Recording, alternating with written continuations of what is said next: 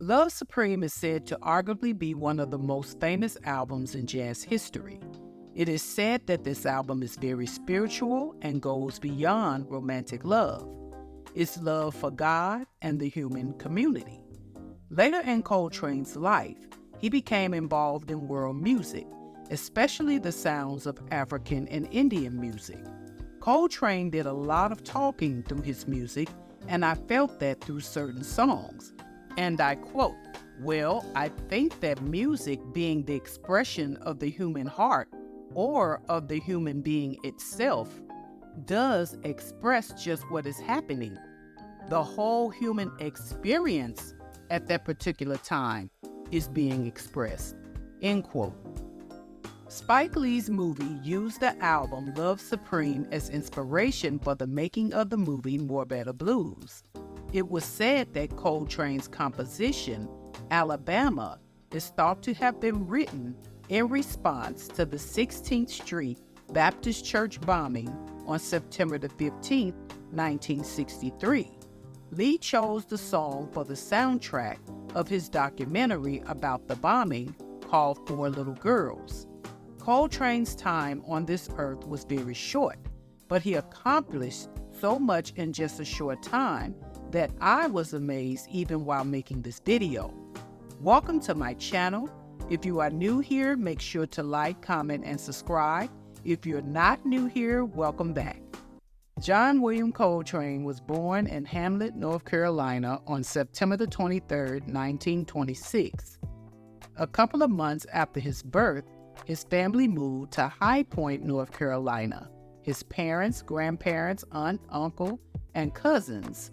His grandfather was promoted to preside over the AME Zion Church, and this is where he grew up.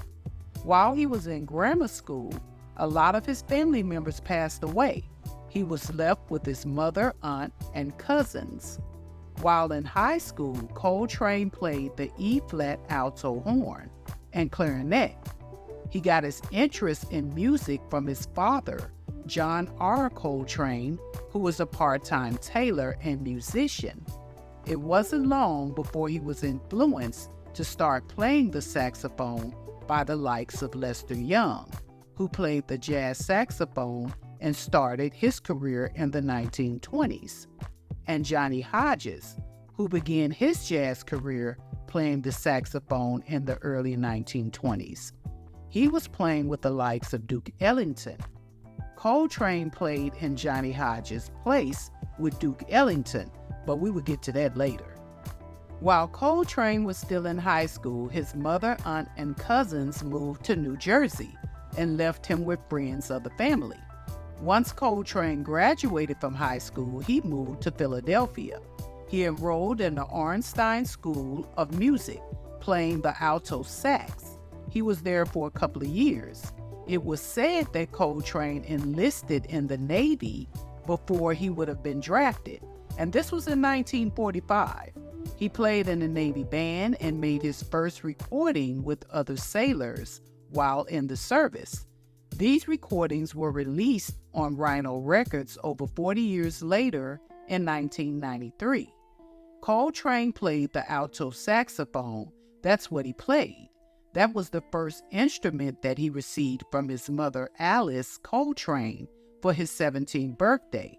But once he left the Navy and started mingling with different bands, he decided to switch up and start playing the tenor saxophone.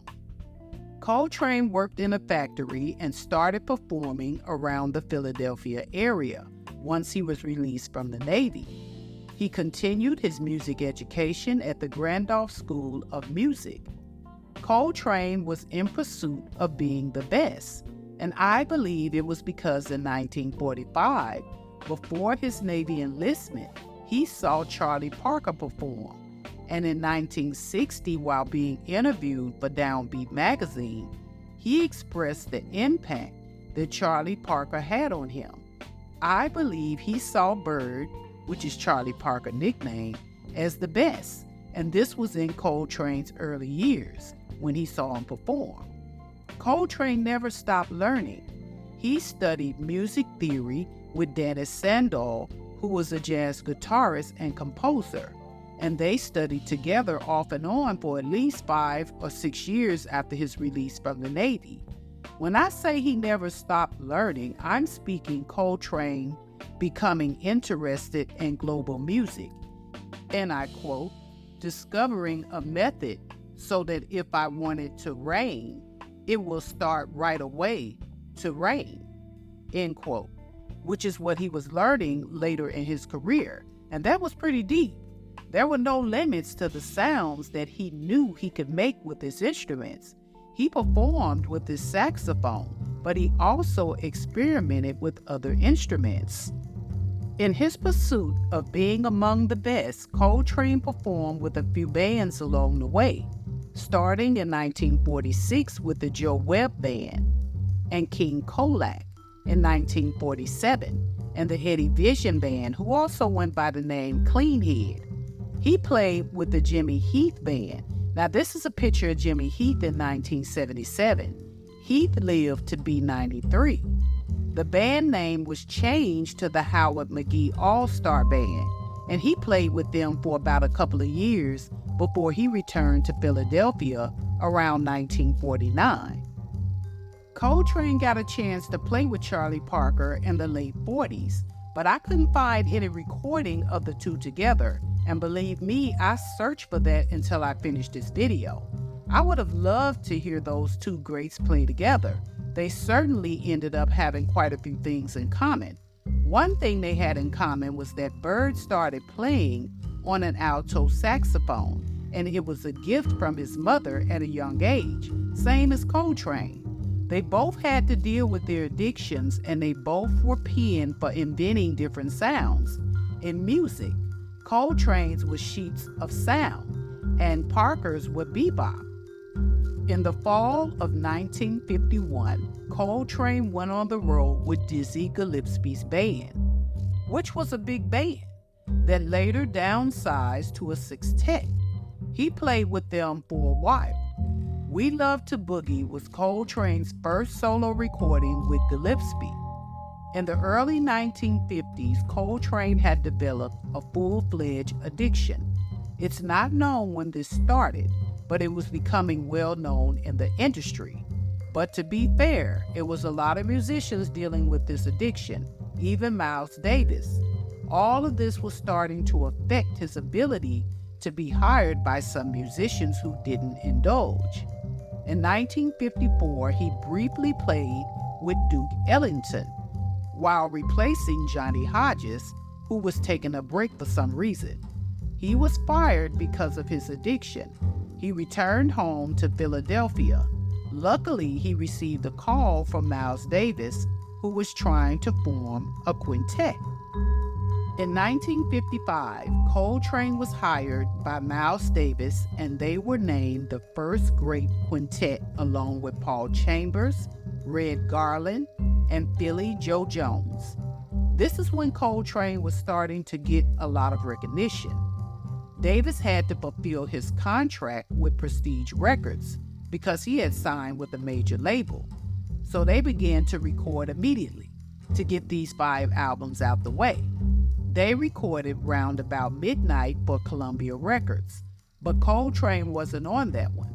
And for Prestige Records, they recorded the new Miles Davis Quintet in 1955. Cooking was released in 1957. Relaxing was released in 1957. Working was released in 1958. And Streaming was released in 1961. As you can tell, a lot of these albums were released later. After the last album, Coltrane was fired by Davis because of his addiction. He hired him back, eventually fired him again, and that was the end of the quintet.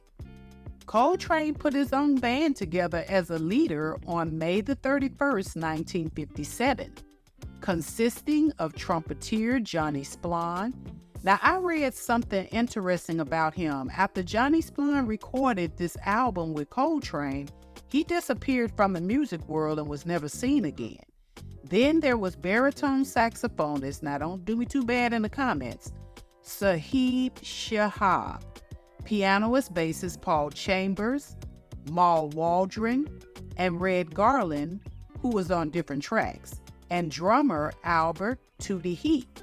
Now, he just passed away this year in April at the age of 88. They cut an album with Prestige titled simply Coltrane, and it was released in September of 1957. And this was a pickup band. It has since been reissued under the title First Train. He hooked up again with Davis a short time later, and they had Cannonball Adderley, Wynton Kelly, Bill Evans, Philly Joe Jones, Red Garland, Paul Chambers, and Jimmy Cobb. Now, Jimmy Cobb lived to be 91. During this time, he participated in the Davis Sessions, which was Milestones and King of Blue, and the concert recordings Miles and Monk at Newport, and that was released in 1963, and Jazz at the Plaza was released in 1958. When I speak on the longevity of these entertainers from the past, I'm amazed by that, considering all the traveling, performing in clubs with smokers, working with smokers, eating habits, all the temptations out there. I love to see when someone can sustain a long life. Coltrane stayed with Davis until April of 1960. He was able to finally end his addiction around 1957. Unfortunately, Bird never did. Charlie Parker passed away in 1955 at the age of 34. In 1955, Coltrane married his first wife, Juanita Naima Coltrane, and became a father to her daughter. In 1957, he joined Thelonious Monk Quartet. This quartet consists of Wilbur Ware on bass, Monk on piano, and Shadow Wilson on drums. Coltrane recorded Lush Life, which was released in 1960 on Prestige Records, and The Last Train, which was released in 1965, as well as the material for Coltrane with the Red Garland Trio, released later in the year. It was later reissued under the title Training In. The 5-spot Discovery was a private recording made by Naima Coltrane, and they did this because Monk didn't want to record again with Prestige Records. So years later, the tape was found and released on Blue Note Records in 1993. Another recording of Coltrane and Thelonious Monk with the quartet in 1957 was discovered and released in 2005. This was recorded by Voice of America and released as Thelonious Monk Quartet with John Coltrane at Carnegie Hall. Coltrane was in pursuit of mastering his craft and inventing sounds like many earlier musicians did back then. The work ethic of those performers back in the day remained unmatched. He invented what is now called the sheets of sound, which was penned by music critic Ira Gitler in defense of Coltrane's Newport performance with the Miles Davis Group. It consists of playing more than one note at a time, but still hearing each note separately. This was done by extreme practice. Back in the day when he would stop practicing blowing the trumpet after hours, he would start practicing fingering the instrument, and this was something that he was credited for. Coltrane was a sideman musician for years. Even while playing with Miles Davis, he was signed to Prestige Records as a solo artist. Coltrane recorded Blue Train in September of 1957, and it was released in January of 1958 on Blue Note Records. It was 5 songs on the album, and he wrote 4 of them. The album was outstanding. He played alongside Lee Morgan on trumpet, Philly Joe Jones on the drums, Curtis Fuller on trombone, Kenny Drew on the piano, and Paul Chambers on bass. This album gives you that classic 50s jazz sound. I completely got lost in this music for a couple of hours. One song led to another with different artists of that era, and I didn't want to get ahead of myself with Coltrane's music, but the music from the Blue Train album certainly set the tone for what I felt was to come. Coltrane performed with Monk and the Miles Davis Group at the Newport Jazz Festival in 1958. The set was recorded and released in 1964. Coltrane stirred up a little controversy with jazz critics on his style of playing on the released album. In Downbeat Jazz magazine, it was stated that his sound was that of an angry tenor. In July of 1958, coming off the success of Blue Train, Coltrane released 4 albums as a session leader for Prestige Records. Coltrane's next Prestige session as a leader occurred later in July of 1958 and resulted in tracks that were released in later years. Standard Coltrane was released in 1962. Stardust was released in 1963, and Bahia was released in 1965. All of these tracks were compiled together and re-released on an album called the Stardust Sessions. He did a final session for Prestige in December of 1958, recording tracks that were later released on the Believer, Stardust, and Bahia albums. His mission was completed that year with Prestige Records, and he signed with Atlantic Records and started recording in January of 1959. He co-billed this session with Vibes player Milt Jackson, and this album was released in 1961 under the name Bags and Train. In March and April of 1959, Coltrane performed with the Miles Davis Group on the album Kinda Blue. This album was released in August of 1959. This was an improv album, and I gave my opinion on jazz improv music on Bitches Brew. But I was pleasantly surprised. I loved Kinda Blue. They were playing scales rather than chords. This is considered a landmark album. Giant Steps was recorded in 1959 and released on Atlantic Records in 1960. The title track, which is the first song on the album, gives you that classic 60s sound, like that Chicago morning downtown hustle and bustle, catching the L train, and that's Tommy Flanagan on piano. This album gives you a story without words, but the story I get might be different from what you get out of it. He also had a song on there for his wife titled Naima. Nobody can play music like these guys anymore. It's 1960, and I would call these the magic years. Coltrane decided not to return to the Miles Davis Band, and honestly, after that monster album, Giant Steps, why would he? This began his solo career after 15 years of performing, and he started playing the soprano saxophone. Coltrane recorded a lot of songs for Atlantic Records, and they were added to albums for the near future, from 1961 up until 1964. They released My Favorite Things, March 1961, Coltrane Plays the Blues, July 1962, and Coltrane's Sound, June of 1964. Richard Rodgers composed My Favorite Things in 1959 for the stage play The Sound of Music. Coltrane recorded his version of the song just a year later and became a star. Coltrane played soprano saxophone for this song. Now, the first upload I listened to was a remastered version done in 2022. I stopped listening to it and found the original version because the remastered version seems to drown him out. Something about Coltrane's music gives me city life. I guess I'm reminiscing when I listen to his music because I was born and raised there.